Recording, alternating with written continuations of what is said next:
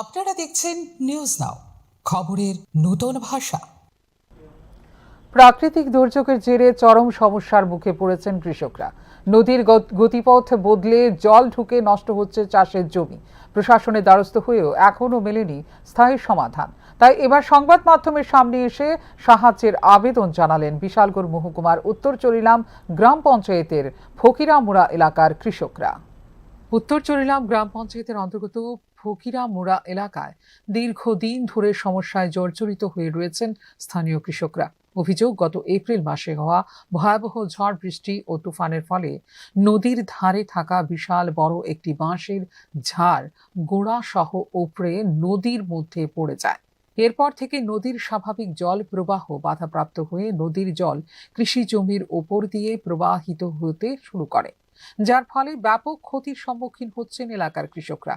বহু জমিতে চাষাবাদ ব্যাহত হচ্ছে বলে অভিযোগ।